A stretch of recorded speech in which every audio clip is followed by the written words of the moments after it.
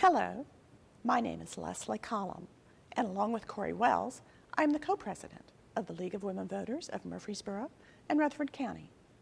The League is pleased to join Rutherford County Television in bringing you this candidate forum. We appreciate the support from Rutherford County government provided by Brian Robertson, CIO at the Office of Information Technology, and Lee Harris at RCTV. They make this broadcast possible. We believe that a candidate forum is an excellent format to get information to voters, and that broadcasting of the forum provides the opportunity to reach the largest number of voters. This forum will be conducted in a nonpartisan manner, and key participants, especially the moderator, will not be publicly aligned with a candidate. Tonight, we are pleased to have Stacey Graham moderate the forum. She is a professor at Middle Tennessee State University and also works with Mary Evans and the American Democracy Project. In the November election, you will be voting for candidates who will serve in different roles. The forum tonight is for the candidates for State House District 48. This will provide an opportunity for you to see the candidates and hear them answer questions about pertinent issues facing Tennessee. We thank you for your attention as you listen to these candidates. Your vote gives you a wonderful opportunity to influence how government is conducted in our community. We hope this forum will be useful to you as you decide which candidate you will support. Please make your decision known by voting by absentee ballot, participating in early voting, or voting on Election Day, Tuesday, November 4th. Thank you for joining us, and remember, your vote counts. Good evening. I'm Stacey Graham, and I will serve as moderator for the forum this evening. The forum is co-sponsored by the League of Women Voters of Murfreesboro, Rutherford County Office of Information Technology, and Rutherford County TV. It is my pleasure to welcome you to this forum. Tonight we will hear remarks from the State House District 48 candidates. Before introducing the candidates, I would like to outline the procedure for this forum. Each candidate will be allowed 2 minutes to make an opening statement.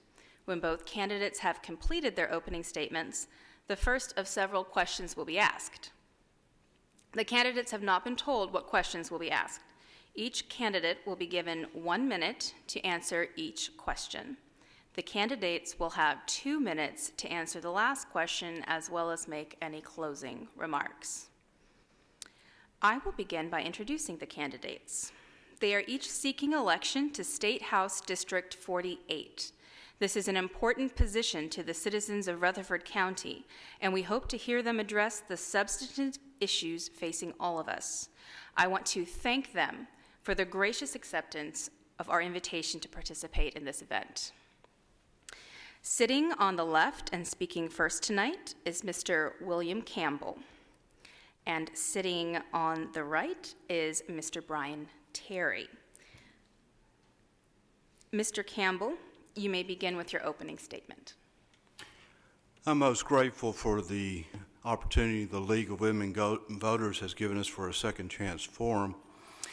I'm also indeed honored to be sharing this time with an expert at putting people to sleep. I've spent most of my career in teaching and preaching trying to avoid putting people to sleep, and they were not grateful when that happened. And most people are very grateful when Dr. Terry puts them to sleep. So I'm very grateful for the opportunity to share this time together and be with you. When I was asked by others to run, I began to think about my career, especially my 30 years as a campus minister, and realized that I've lived in the public eye for 40 years, that I'm quite used to people disagreeing with me. That happens very frequently with pastors. I'm also used to advocating for other people. And so I come tonight with the opportunity to simply say to you that I come to a more gentle form of politics than church politics. I come without any conflicts of interest. No professional group, no one business interest group will benefit from me being elected to office. I'm free to serve all the people. That radical Republican by the name of Abraham Lincoln said, the government Of the people, by the people, and for the people, and too often our state legislature has made the government of the elite, by the special interest, and for the wealthy. I'm here tonight to talk about the needs of regular, everyday people in our district. Thank you for the opportunity to be here. Mr. Terry. Good evening. I'd like to thank the League of Women Voters for having this forum and allowing me to speak to you as voters and to get you to listen to us and make your decision.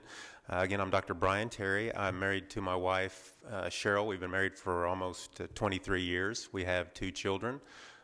Braden, he is at Central Magnet, and we have Breeley, who is a kindergartner at Middle Tennessee Christian.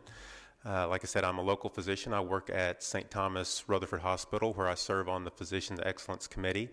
We work at Middle Tennessee Ambulatory Surgery Center, and we do some cases at Trust Point as well. I serve as our Medicare Compliance Officer and our HIPAA Officer. I didn't grow up in a physician's family. I'm 3rd-generation auto salvage. I grew up about as blue-collar as they come. Also grew up with a family farm, so with our district being as diverse as it is, I have a very diverse background to go along with our district. My mother, my children, and I are also enrolled members of the Choctaw Nation. A little bit I want to tell you about is I'm also what's called a self-governance candidate, and self-governance is basically about building relationships with voters and elected officials so that you can be a better advocate for your needs or for whatever's going on in your community. My wife and I both chose to live in District 48, and I am running really because of my children, and I want to make District 48 a good place for my children to come back to live in, and be an advocate for them and for their generation. Again, I'd like to thank the League of Women Voters for hosting this forum. I'd like to thank the voters for tonight for watching, and I would like to ask for your vote and for your support. We will now turn to our first question. That question will be answered by Mr. Terry. What do you feel is the main responsibility of a state legislator? Article 1, Section 23 of the Tennessee State Constitution basically states that as a citizen you have a right to direct your state representative with remonstrance. And basically what that means is you have a right to tell your representative what to do. So as a representative, your main focus is to represent your district and be an advocate for their needs up at the state legislature. Thank you. Mr. Campbell.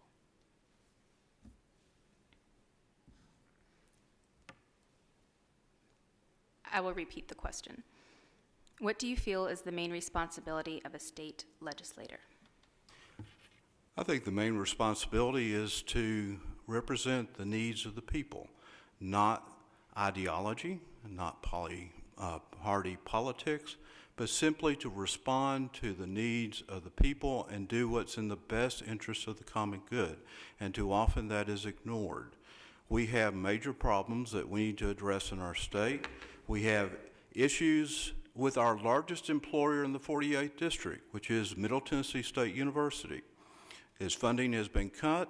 There are employees that have been laid off, and that is an important area that we need to address. And I think our responsibility as citizens is to have an open dialogue about the needs of education, and I would like to hear that and represent those concerns on behalf of all the people. Thank you, Mr. Campbell. This next question is for Mr. Campbell. How has your experience prepared you for this job? Well, I have been quite accustomed to working with people who disagree with me. I've also been used to working with people whose theological understanding is very different from mine, and I have learned that it is not important to represent one's own understanding, but to try to work with others in the best interest of the common good. And too often we forget that it is the common good that is absolutely vital. And so I offer myself as one who is available. I have the time to serve. I'm open to working with people who disagree with me, and I want to do the best for all the people in the 48th District. Thank you. Mr. Terry, do you need me to repeat the question? Go ahead. How has your experience prepared you for this job? We have a very diverse district here in District 48. We have people that are blue collar, white collar. It's very rural with farms. Again, like I said, I grew up third generation auto salvage. I've been about as blue collar as they come. Worked my way to being a physician. I guess I'm probably about as white collar as they come now. Also grew up with our family farm. Our family farm actually was destroyed in a tornado about 18 months ago, and dealing with natural disaster and cleanup gives me a perspective that other people may not have. In addition, I took care of victims of the Oklahoma City bombing. So having dealt with the repercussions of domestic terrorism, that's something else that I bring to the table that other people may not have. Again, I'm a small business owner. I have had lives and livelihoods in my hands. And again, as a self-governance candidate, I've been trained in advocating for citizens. Thank you. The next question is for Mr. Terry. What would you say to newly eligible voters that would encourage them to vote? Okay. We have a serious problem here in Rutherford County and across the nation in voter apathy. And with that, the more people their age that votes, their vote is going to matter. And you need to get out there and vote. One of the things that you do see with the demographics, the youth doesn't necessarily get out there and advocate for themselves by voting. And by doing so, oftentimes the legislation is slanted against them. So I would encourage them to take part, get involved. Just a few people, whether you're in the Republican Party, Democrat Party, getting involved in those areas, and then the more that you're with them, the smaller groups become bigger groups, and you can make a difference. So I'd encourage them to go vote. Thank you. Mr. Campbell, what would you say to newly eligible voters that would encourage them to vote? It's about being part of a democracy. Politics is not for politicians. Politics is for all the people. When I grew up with my dad going to the courthouses around Middle Tennessee. I remember going outside the courthouses and sitting and being a part of the conversations of ordinary citizens. That's where I learned about politics. I learned about people disagreeing. I learned about people coming to consensus. I learned about the importance of everyday people being involved. That's what I think we need to recognize. We need to get rid of the voter ID law because it's not getting out the vote, it's inhibiting the vote. And we need to encourage more people to be involved in the process. Thank you. Thank you. The next question is for Mr. Campbell. Describe what you believe the state's role should be in K-12 education. I think the state's role in K-12 education is to let teachers teach. And I think we've forgotten that. Teaching is an honorable profession, and we are not treating teachers with honor. We are not giving them the flexibility they need to teach to the needs of their students. We are dictating what they should teach in order for them to pass tests. That is not good education. We need to hold them to high standards, but we need to let the teachers have the flexibility to teach for our children's needs. We also need to give them recess and time to be children, and we are forgetting about that. We also are starving our educational system of funding, and we need to have strong funding for strong public schools. Thank you. Mr. Terry, describe what you believe the state's role should be in K-12 education. The 10th Amendment basically states that the powers not given to the federal government are to be retained by the states or by the people, and we have the powers of the state to determine the role of government in K-12 education. Tennessee, we don't just compete with other states in the economy, we are going to be competing globally. And with that in mind, we know that an educated workforce is something that is valued by businesses to come in and be engines for our economy. In addition, I think an educated public is something that we need in order to thrive as a society. I think the role of the state as far as education should be to promote and support education policy that will help Tennesseans best meet those needs.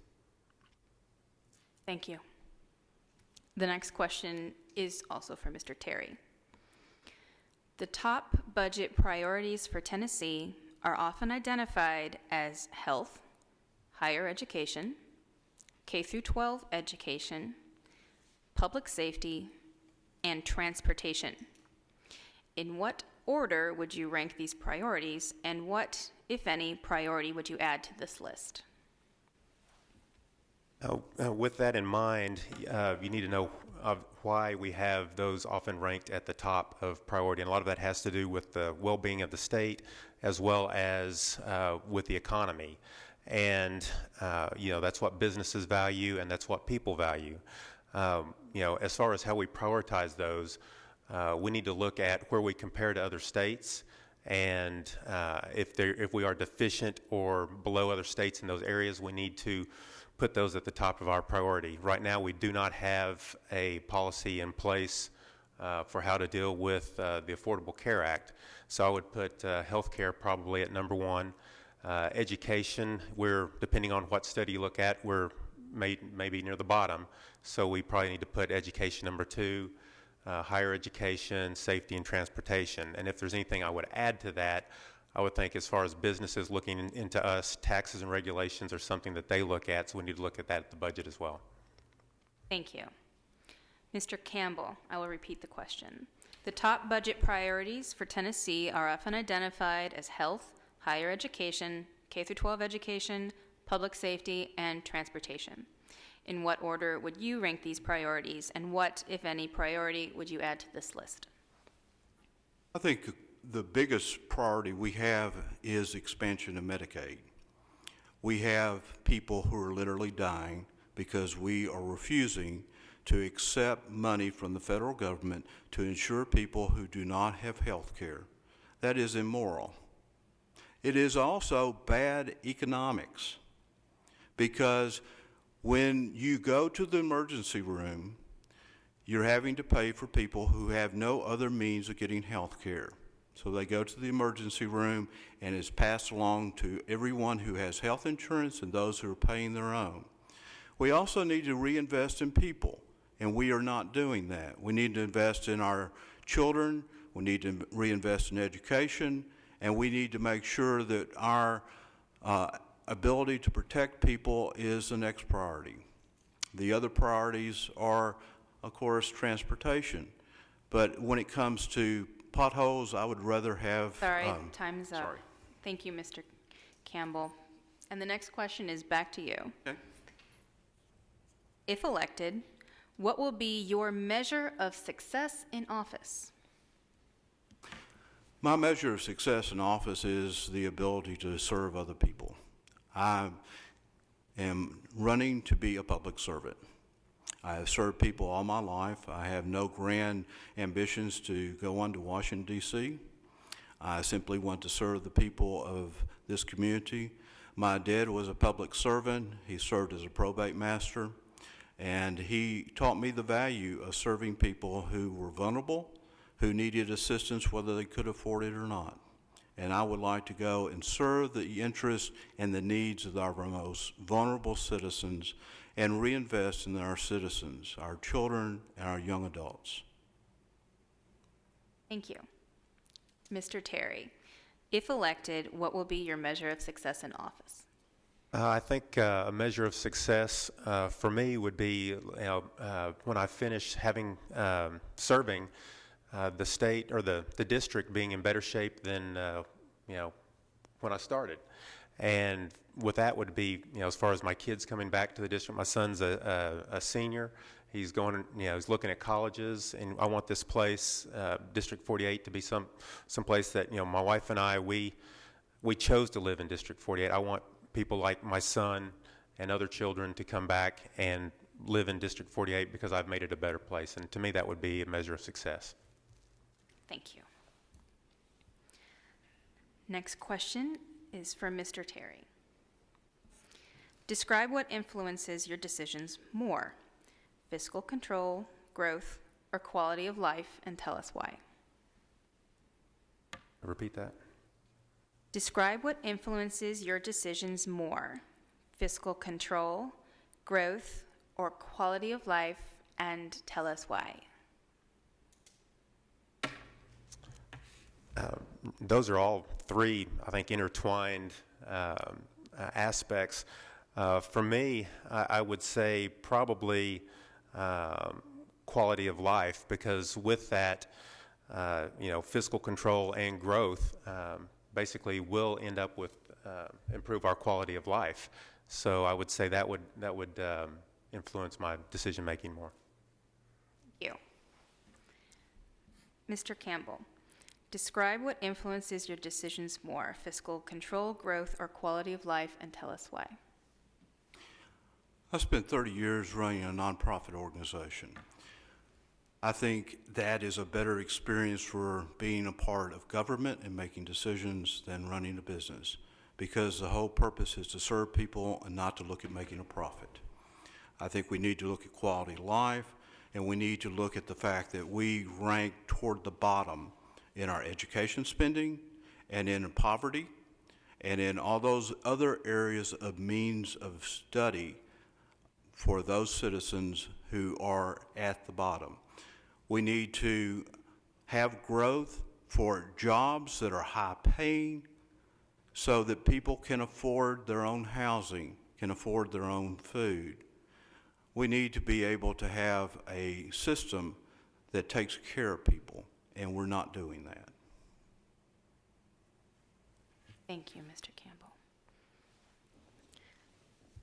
The next question is for Mr. Campbell. On behalf of the citizens of the 48th District, how much time do you plan to devote to constituents' issues, both during the legislative session and during the rest of the year? Well, I took retired status with the church. I'm available anytime. I haven't made it a priority. My priority is to be available publicly, to answer questions, to engage with people, to hear their concerns. That is why I'm running. I have no conflicts of interest. I have nothing to distract me. I work as a spiritual director, but I have control over that schedule and I'm available to the public. So I want to serve the best needs of people by being available and give them the best of my time. Thank you. Mr. Terry, on behalf of the citizens of the 48th District, how much time do you plan to devote to constituents' issues, both during the legislative session and during the rest of the year? With that, obviously we are a citizen legislature, so most of the legislators do have jobs, and I do have a job as a physician. With me, same as I've done as far as campaigning since last November. I have been out knocking doors and talking to voters every day. I talk to them after I get off work and have devoted an enormous amount of time getting to know the district and getting to hear their concerns and listen to their issues and help them to be a better advocate. So with me, as much time as I possibly can, I will be devoting to the district, and it hasn't stopped me at all through the campaign process, and I'm still going strong, and I look forward to working with all the constituents after elected. Thank you. Mr. Terry, what is your vision for Rutherford County in 10 years? In 10 years, I would like to see Rutherford County basically be a place that my family, my children will enjoy and come back to and grow and have their family. We need to look at what we desire here as a county, how we want to grow, because we're one of the faster growing counties in the country. We need to decide if we want to be a commuter county where our jobs are outside of our county, or do we want to be a destination county where we have high-paying jobs and people stay here? And I think, for me, I would like to see us as a destination county where we have high-paying jobs, where we can have a good quality of life and attract more businesses into this area. Thank you. Mr. Campbell, what is your vision for Rutherford County in 10 years? I'd like to be able to take my grandson fishing and not worry that the water is polluted, not worry about polymers, micropolymers that infect our fish. I would like to see an alternative to another Mount Trashmore, to have not only recycling, but also to have a research corridor that links MTSU, Vanderbilt, and TSU to begin to solve some of the needs of not only our county, but also our state. I'd also like to see the reality of having people working at high-paying jobs that would be created by the research corridor. Thank you. This next question is the last question, so you have 2 minutes to answer the question and make any closing remarks. This question is for Mr. Campbell first. What are the central challenges that the state faces in aligning tax revenues with expenditures, and what steps would you take in the state legislature to ensure this alignment? I think we need to realize that the needs of our citizens come before anything else. That means that our citizens' needs come before any recruitment of outside businesses. We need to grow our own businesses. We need to be able to have people taken care of with their health care needs. We need to invest in our students so they aren't looking at a 30% increase in tuition since 2008. We need to be able to look at what is necessary in order to meet the needs of our people. The purpose of the government is to serve the people and protect the people.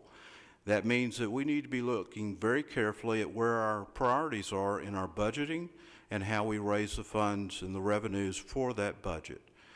It is important and vital that we look to creative ways of doing that, and that is not what is happening in this time. I would like to look at the reality of ways we could save money, for example, solar panels on our public buildings as a way of allowing more money to be available for the needs of our citizens, such as those who lack health insurance. I would like to see the reality of fiber optics cable offered to our area around our research institutions, such as MTSU, so that we're able to be in the forefront not only of economic development, but also job growth. And I would deeply appreciate the opportunity to serve you and ask for your vote. Just remember, Campbell like the soup. Thank you, Mr. Campbell.